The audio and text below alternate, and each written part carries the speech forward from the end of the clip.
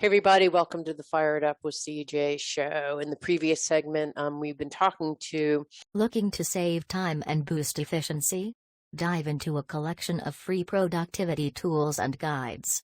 Click the links below in the video description to get your hands on valuable resources for task management, time optimization, and more. Take control of your productivity journey. Click now. Dr. Joseph Cordello about his book, The 12 Rules of Attention, How to Avoid Screw-Ups, Free Up Headspace, Do More, and Be More at Work. And in the previous segment, we were talking about a situation that probably a lot of us have been in.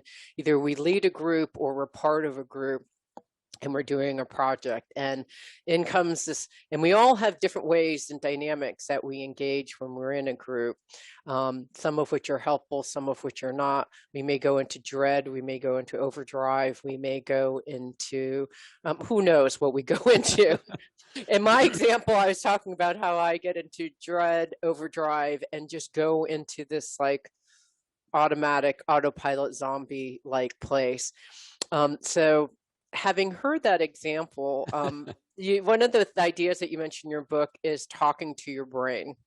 So what would be the ways I could talk to my brain to either prevent this from happening or make ideally in the future? Well, one thing I can tell you not to do, don't think that, I can assure everybody that if we tell ourselves pay attention next time, probably we're not going to do it. Right. So, if you've done that, if you've said, okay, look, this is the 100th time that thus and thus has happened. Yes, you've been in my brain. Yeah, I told myself to go to that business meeting and listen more than I talk, and there I was, pontificate. So most of us have experienced something like that, and the reason again that we do that is because our mind is actually trying to help us, and it's trying to go to the last similar experience that we had, and call up the coordinates of our behavior, the literal coordinates of our behavior, trigger those coordinates, and it thinks it's done its job to help us. But just telling ourselves don't do it again, or to do something. It doesn't have to be something negative. We might just say, well, listen, this time when I go to the office meeting, I'm going to pay more attention. But chances are you're not going to. So one of the things that we can do is, to use some of the tools from our last discussion, is to make ourselves pre-aware, or to create what I call a preset. And what a preset is the actual establishment of the coordinates up here that our attention is going to fetch for us. Okay. And so, we have some very old tools, and they're old, and we still use them because they're great and because they work. And so one of the tools is awareness, but I'm trying to use awareness in a sense of, I want to preset the coordinates that trigger the behaviors, whatever they are. Just like the signs that you're saying in the hairpin turns, you're going to be doing that signs. Yeah, that's right. And by the way, in terms of our behavior, because you're kind of talking about this in your experience, when we think of our behavior, it's not just the actions, but also the thoughts that we have while we're having those actions. Mm-hmm. So like if I'm using as my example here, the business meeting, what thoughts am I having during that business meeting? Those things are also triggered by past experiences, and our moods and our organization within that experience, or how we organize, our attention will affect our creativity. Our attention will affect our ability to problem solve. Our attention will affect our memory within that situation. It'll shut off certain things like it did last time or the time before that. Like for example, whose partner hasn't told them at least once in their life, listen, please don't do that again. And then the next thing you know, you're doing it again, and you're sitting there going, how could I do this again? Mhm. I told myself not to do it again, but telling yourself, obviously, we all have experienced this, just doesn't work. Or, who hasn't, who hasn't put their, who hasn't had something important, a piece of important paperwork, or a health document, or some kind of financial receipt, and say, I'm going to put this somewhere different this time. I'm going to put it somewhere safe. Yes. And then we lose it. We can't remember where we put it. And then we tell ourselves, well, so much for putting it someplace safe. I should have put it in the usual place where my attention system, well, we don't say that, but what's Yeah. happening is our attention system would locate it. So we put it in a different place. Our attention system's having a hard time locating it because it's going to all the usual places. We tell ourselves not to do it again, and then we do. We Okay. do the same thing again. We put our car keys somewhere different. So we all do this kind of thing, and it affects our ability ultimately to achieve the goals that we want for our person. So it doesn't matter if it's a work goal or just a goal in how I want to be as a person. So I think that, one of the things that we can do, that the tools that I was talking about, are first to make ourselves aware of, there's an important situation coming up, and I want to try to regulate it a little bit. Okay. Either because it's caused me a hassle before, or just because I want to do something better, or because I want to explore other avenues of trying to achieve the same goal. So one of the ways that we can do this is to use reflection. And reflection is kind of like playing a mental movie of an experience that we just had or have had in the past. And so, although it's very difficult to say to somebody, listen, you can fix this behavior that you're trying to change right in the middle of it. That's really hard, because decisions are being made so far under our radar that we don't even know it's happening. So it's I think that I'd be steering you wrong if I said you can really do that easily. It's not easy to do. But if you create a preset, a pre-awareness of the situation by visualizing the situation in advance, by playing it in your head like a mental movie, and seeing yourself kind of in the third person, behaving in that situation, and then trying to edit the behavior in that situation, the thoughts in that situation, the feelings in that situation, so that all those things start to line up with your purpose in the situation, with the goal that you have in mind. And so if you reflect like this, you can, almost like a writer creating a character and how that character is going to respond in a situation, you can create your own persona and how you want to respond in that particular situation. And then continue to edit it until the situation comes up in real time. So reflection gives you the ability to go over a past situation, spot any behavior that you want to change. And it doesn't have to be faulty behavior. You could see a behavior that worked in a previous situation, because that's where your mind's going to go when you're in it again. You can see the behavior that worked, and also in your reflection be able to say to yourself, the situation that I have coming up is slightly different. It's kind of like that, but it's slightly different. So I do require a little bit of editing. And you can start to make those edits within the reflection. And you can spot again what worked, what didn't work, and all that. And I encourage everybody to go through the whole list, not just the obvious behaviors, like if I'm trying to get a contract signed, that I get the contract, not just Right. that. Right. Not just that, but your energy within the situation. Try to put yourself back into yourself. And how did I feel in that situation? How was my energy? Was it too jumpy? Was it too slight? Was it imbalanced because of that? Was it pretty good? Why was it pretty good? What did I do that made it pretty good? Oftentimes we don't ask that question when we do something. Especially when we do something extraordinarily right, we just take the goods and run a lot of times. I do, but we should ask, what did I do differently that made this work differently? To try to bring that into our awareness and to try to set up coordinates for the next time that we're in a situation like this, so that we can really start to get at the top of our game.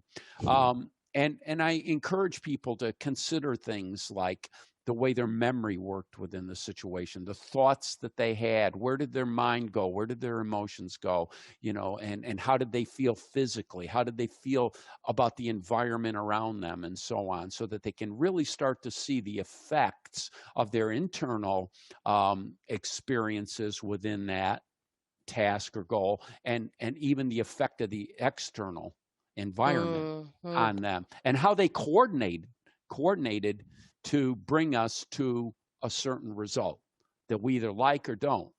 So a lot of this is the pre-game, so I just want to use, it's the pre-game beforehand, the pre-awareness of what's happening, the reflection and the awareness of what did happen, and then the fine tuning so that we have kind of a new mental map on a way that we can go.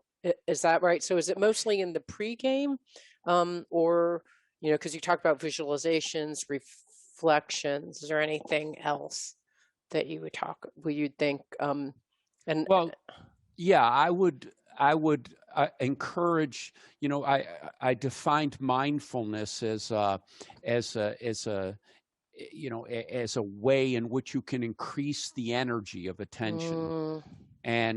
And I'll define it again here really quickly. It's kind of like the brightness bar on our cell phones, where we can move it from really bright and sharp and bring it down a bit if it's too much. But when we're in that reflection, we can use mindfulness to really look at the details more microscopically, more sharply. So don't forget about that, because we can be very present in a reflection and yet be dull. So you know what I mean? So what we want to do is we want to go into that reflection and boost our mindfulness, and those two things will boost our awareness, which will preset us for the upcoming situation. And then visualization is to put ourselves right in the upcoming situation. So we reflected on the old situation that we want to edit, because that's where our mind would go to fetch the details that we want for the new experience. And then we're going to now visualize the new experience with all of that reflection in mind and make our final edits. This is how we want it to be. And then the trick is, and again, to use your term pregame, which I like a lot, in the pregame, we want to play that pregame over and over again, so that we can, I think we started this discussion with how do you talk to your brain? Well, we talk to our brains. One of our brain's favorite languages is repetition. So when your brain sees you repeating a certain thing, whether you're thinking about it or not, when it sees you repeating certain things, it decides for itself, this is the way you want to behave in this situation. And it creates those coordinates so that you're going to be there every time until you change it. Unless something pretty strange happens that forces it out of that pattern. But it loves patterns, so it learns to recognize patterns. So really, we have to, in a way, be careful with how many times we repeat something, because eventually it'll become permanent, and then Yeah. And then what happens then after it becomes permanent, we forget about it. Right. And driving to school, no big deal. Who cares if it's permanent or not? Well, yeah, look at individuals that are on the highway that are, flipping people off left and right. They don't think about that. They don't sit there and say, you know what, of all the possibilities I have, I think I'm going to do this. Or worse than that, let go a string of pejoratives, Right. but those things happen, and then afterwards they usually have the thought like, wow, maybe I shouldn't have said that. Or maybe I shouldn't have done that, but they've already done it, and they did it so fast, it amazed them how quickly they could get themselves into trouble. And that's because all that stuff is happening under our radar, under our attention network, under the consciousness of our attention network. And it's just our mind thinking that that's what we want to do in a certain situation because we've done it so many times before. Yeah. So I'm going to take the example that I gave in the first segment and try to apply it to, because I've actually been thinking a lot about this. So this helps me have a framework of thinking about it yet again. So if I think about what I was pre-aware of, is that I have the bias for action. That's the positive side. The shadow side is overcommit. Okay, so this is, and we see this happening at work all the time, right? So I have this thing, if I were reflect what specifically happened in the most recent incident, I saw a whole bunch of Slack messages. Oh, what should we do about this? I think we should do about this. What about, and it was this chaos. Lots of information here, there, lots of questions. And I was like, I can't make sense of any of this. So I thought, I'm going to put together an Excel spreadsheet that notes the various issues that are being discussed, what things we need to nail down, who thinks what about what issues, and all the people's contact information, and then a set of action items. And then and then someone said, does anyone want to lead this? I'm like, oh, I guess I'm already by default leading and organizing this. And so it's a behavior of it's kind of like, oh my gosh, chaos is ensuing. I see all these Slack messages with all these comments are all over the place. And then my mind and my energy starts going like this. It's kind of like spreading, kinetic, just, I don't know what's going on.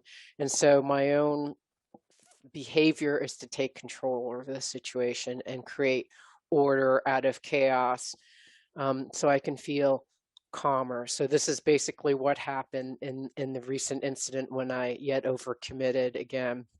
And so I can see that I can see where this all led me. And if I am mindful and in the context of looking at my energy, it kind of went, like, oh my God, what is this? I'm out of control. And I can actually see in my childhood how all this stuff is like hard coded at a very early age where, as an immigrant child, there was a lot of chaos in my life and, parents, and all those kind of things and needing to like get things in control so that my life would be in harmony.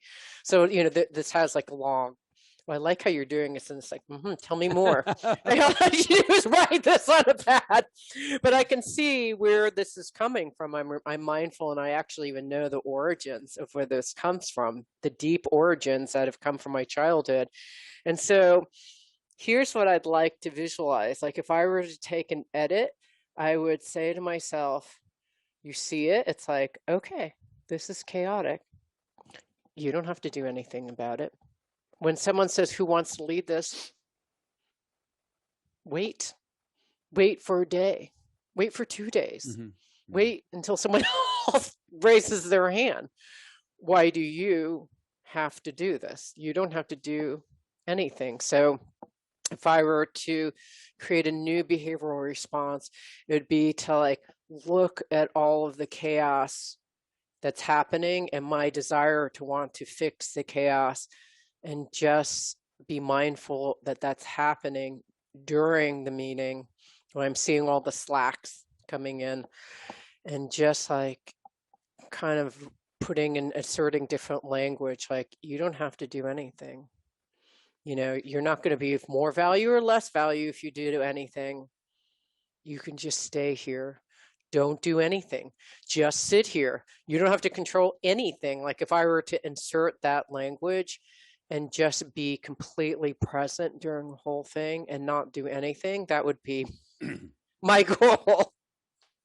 And what I'd like to visualize happening over and over and over again. Is that the proper use of what you're saying? Yeah, absolutely. And really that, you know, the way you went through that is one of the ways that I encourage going through that in the book, you know, and because we need to go into the experience and go into the former experiences that are being called up to create the new one, so to speak. We have to go into that so that we can understand more about why certain behaviors are being repeated.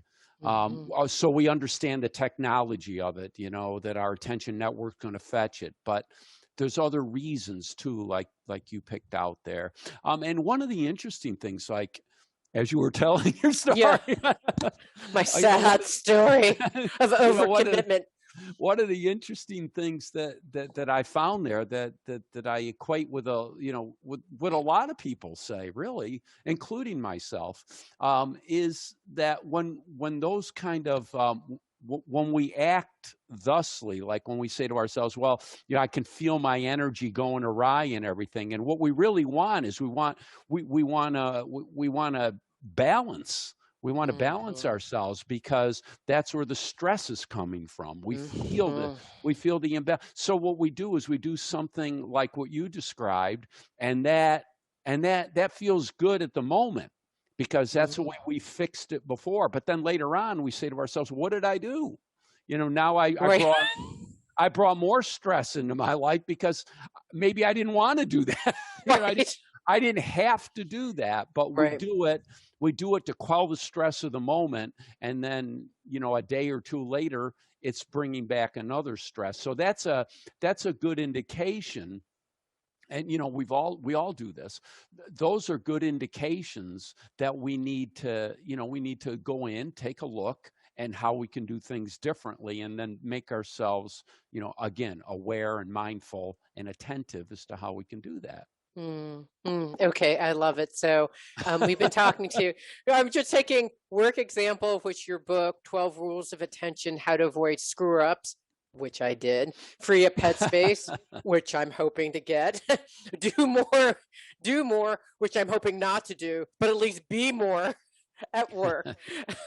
So we'll be right back. And what I wanted to do is next talk about the way that your brains can affect you. There's all ways in which we are blind or not able to, our brains in some ways are kind of programmed to not allow us to see things. So I wanted to actually talk a little bit about that. Thank you so much. Want to maximize your productivity potential? Discover a wealth of free tools and guides. Click the links in the video description below to access top-notch resources for streamlining tasks, managing time, and boosting efficiency. Don't miss out. Click now and unlock your productivity superpowers.